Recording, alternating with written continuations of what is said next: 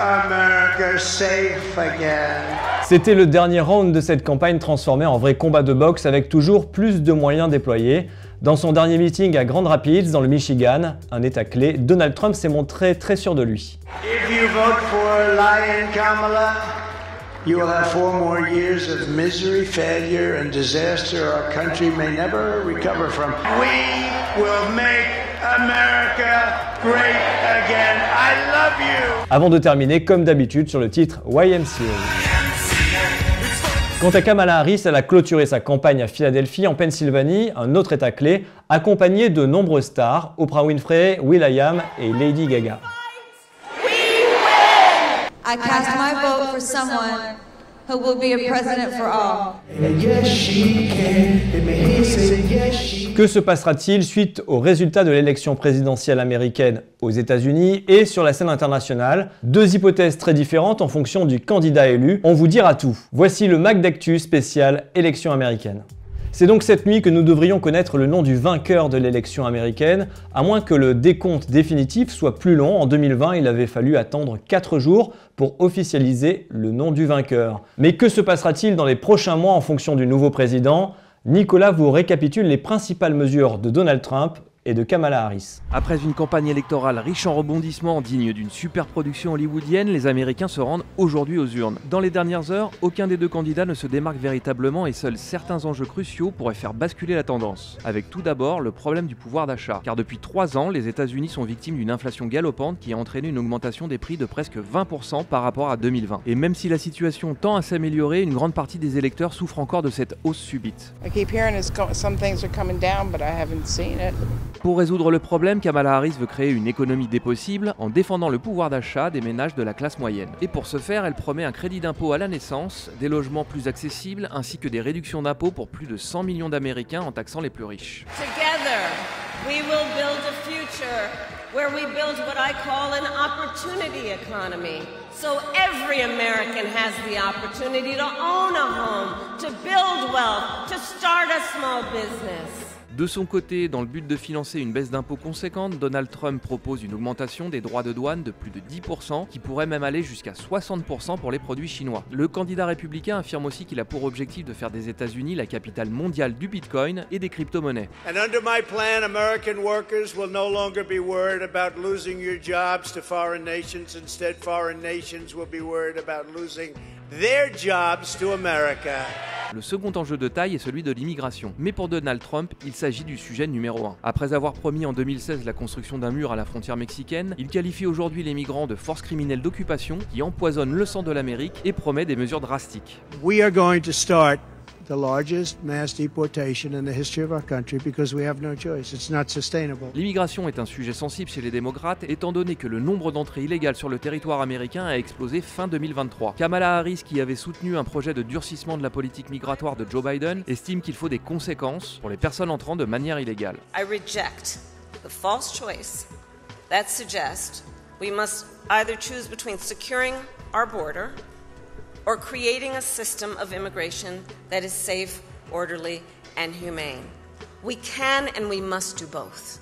Un autre sujet qui pourrait faire pencher la balance est celui de l'avortement. Les sondages montrent effectivement que la protection de ce droit est soutenue par la majorité des Américains. En 2022, la Cour suprême à majorité républicaine avait annulé le fameux arrêt fédéral Roe versus Wade qui garantissait depuis 1973 le droit d'avorter sur tout le territoire, laissant ainsi les États fédéraux libres de choisir leur politique concernant l'interruption volontaire de grossesse. En parallèle des présidentielles, ce sont donc 10 États qui organiseront des référendums sur ce sujet. Et c'est justement un des sujets centraux de la campagne de la candidate démocrate qui désire promulguer une loi fédérale qui reprendrait les dispositions de Roe versus Wade. We trust women, and when Congress passes a bill to restore reproductive freedom as President of the United States, I will proudly sign it into law. Du côté républicain, on marche sur des œufs. Donald Trump, qui avait rendu possible l'abolition du fameux arrêt en nommant des juges conservateurs à la Cour suprême, adoucit aujourd'hui sa position en déclarant que certains États avaient été trop loin et promet que son administration sera formidable pour les femmes. Des propos qualifiés de trahison par certains membres de son camp. À un moindre niveau, la politique étrangère pourrait aussi influer sur les résultats de l'élection, étant donné que la campagne se déroule en pleine guerre au Proche-Orient et en Ukraine. Donald Trump dénonce les dépenses importantes de l'Amérique pour aider l'Ukraine, tout en affirmant que s'il accède à la présidence, l'annonce, il réglera immédiatement les conflits, mais sans donner de réels arguments. En attendant, il espère tirer parti de la guerre israélo-palestinienne pour combler son retard auprès de l'électorat juif américain. I'm here today to tell the Jewish American community that this ugly tide of anti-Semitic pro-Hamas bigotry and hate will be turned back and crushed starting at noon on January 20th, 2025. Kamala Harris promet, elle, un soutien indéfectible à l'Ukraine et à Israël, tout en insistant sur la souffrance des Palestiniens. À quoi ressemble la société américaine aujourd'hui? Armes en circulation, obésité, nombre d'incarcérations. Juliette a préparé un aperçu avec des chiffres clés à connaître sur les États-Unis. Il y a plus d'armes que d'habitants aux États-Unis. On en compte près de 400 millions en circulation contre 330 millions d'habitants. Alors que les Américains s'apprêtent à élire leur 47e président, voici les chiffres clés pour comprendre les principaux enjeux de l'élection. À eux seuls, les citoyens américains possèdent près de la moitié des armes détenues par des civils dans le monde. En 2022, plus de 48 000 Américains ont perdu la vie à cause des armes à feu, soit une moyenne de 132 morts par jour. Près de 43 millions d'Américains n'ont aucune protection contre la maladie, soit 15% de la population. À cause des factures médicales, 4 Américains sur 10 se disaient endettés entre 2017 et 2022. En 2022, leur espérance de vie était de 77,4 ans, c'est plus de 4 ans de moins qu'en France. Depuis 2021, les overdoses sont la première cause de mortalité des 18-45 ans, on dénombre 100 000 morts par an. Aux États-Unis, 44% des femmes et 42% des hommes sont obèses. En France, c'est 14%. Dans le monde, on recense plus de 11 millions de personnes incarcérées. Parmi elles, 1,9 million sont aux États-Unis. C'est le pays qui compte le plus de prisonniers. Ces différents enjeux sont au cœur de l'élection américaine qui s'annonce déjà historique. C'est la campagne la plus chère de l'histoire avec plus de 15 milliards de dollars dépensés. Il n'y a pas qu'aux États-Unis que les choses vont changer en fonction du candidat qui sera élu. En Europe et ailleurs sur la scène internationale, les répercussions seront différentes. On a interrogé Gilles Delafont, il est spécialiste des questions internationales pour comprendre les grands enjeux.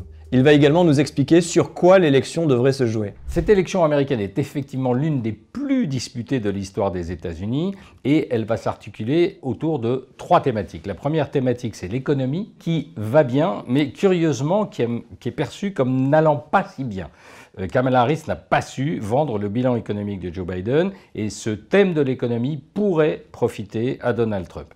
Le deuxième thème, c'est l'immigration. Très important pour Donald Trump, avec son fameux projet de déplacer des populations immigrées et de finir la construction du mur au sud des États-Unis. Les Américains y sont très sensibles. Le troisième sujet, c'est celui de l'avortement, où là, il favoriserait plus Kamala Harris. Il y a pas mal d'Américains qui trouvent que l'interventionnisme de Donald Trump sur ce sujet est regrettable et condamnable. Cette élection est extrêmement serrée et on peut se demander au dernier moment qu'est-ce qui pourrait faire pencher la balance. Eh bien, à mon avis, ça n'est pas un électeur qui changerait d'avis, parce que les avis sont extrêmement tranchés. Ce qui va faire la différence, ce sera la mobilisation. C'est-à-dire, si vous êtes un électeur de Trump ou un électeur de Kamala, vous pouvez l'affirmer, mais est-ce que vous allez vous déplacer pour aller voter? C'est sur la mobilisation que va se faire la différence, c'est la capacité à chaque camp à mobiliser les gens, à faire du démarchage à domicile pour qu'ils aillent effectivement voter. C'est du point de vue européen que les enjeux sont les plus importants. Trump n'en fait pas mystère, il n'aime pas l'Europe.